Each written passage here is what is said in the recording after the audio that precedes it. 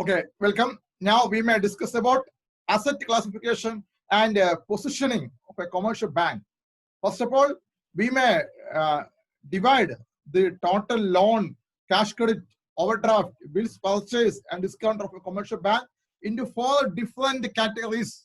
First one is standard asset, and second one is substandard asset, and third one is doubtful asset, and last one is loss asset. Then, first of all, we may discuss about what is standard asset and how much amount of provision you have to be made in respect of standard asset. Then, what is standard asset? Standard asset is one which does not disclose any problem and which does not carry more than normal risk attached to the business. Okay. Standard asset are those loans, cash credit, overdraft, bills purchased and discounted, which does not disclose any problem and which does not carry more than normal risk attached to the business. We may classify the standard asset into 3 different ones. Again, we may classify standard asset into 3 different ones. First, direct advance to agriculture and SME. Second, advances to commercial real estate sector. Then third, other loan asset. If the standard asset is with respect to direct advance to agriculture and SME, if the loan given by the commercial bank is a direct advance to agriculture and SME sector, then you have to only made 0.25% of that advance as provision. Then, if the standard asset is with respect to advances to commercial real estate sector, then you have to only made 1% of that advances as provision. Okay. If the standard asset or other loan asset not discussed above, then you have to made only 0.40% of that loan asset as provision. Then we may discuss about substandard asset. What is substandard asset? Substandard asset is one which has been classified as NPA for a period not exceeding 12 months. I may repeat again. Substandard asset is one which has been classified as non-performing asset for a period not exceeding 12 months. Okay. We may classify our total substandard asset into 3 different ones. First one is unsecured loan account. Second, unsecured infrastructure loan account. Third, other unsecured loan. If the substandard asset are secured loan account, then you may provide 15% of that loan as provision. Okay. If the substandard asset are unsecured infrastructure loan account, then please provide 20% of that loans as provision. With respect to other unsecured loans, and again, if it is substandard asset, then please provide 25% of that unsecured loans as provision. Okay. Now we may discuss about doubtful debt and how much amount of provision you have to be made with respect to doubtful asset.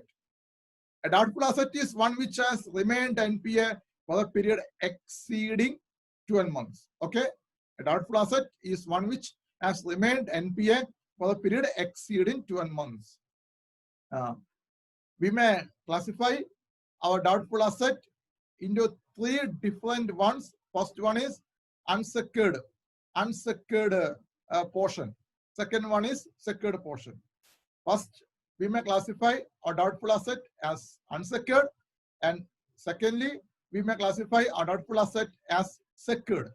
If your doubtful asset is unsecured loans, then please provide 100% of that loans as provision.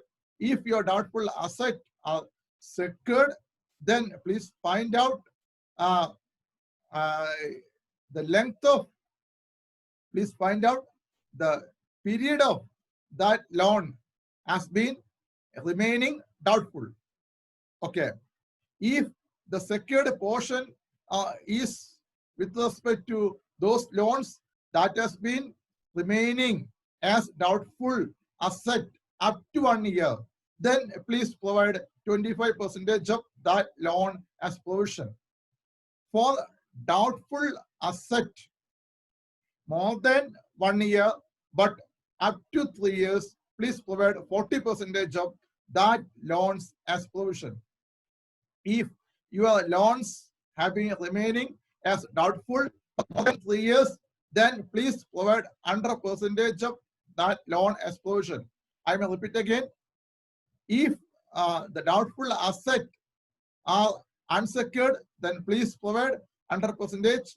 If the doubtful asset are secured, please provide percentage of provision as 25% or 40% or 100% as the case may be. Okay. If the doubtful asset has been remaining doubtful up to 1 year, please provide 25%.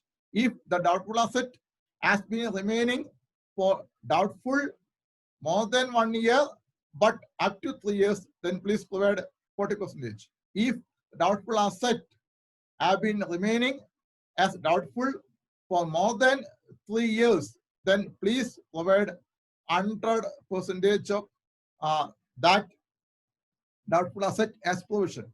Okay. Then loss asset. What is loss asset?